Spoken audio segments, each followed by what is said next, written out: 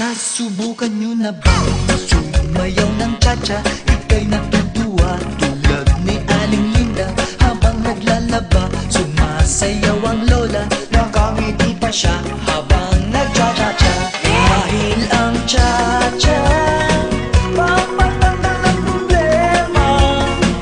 Lagi ka pang nakatawa habang nagcha-cha-cha. Kaliwat kanan nyo lang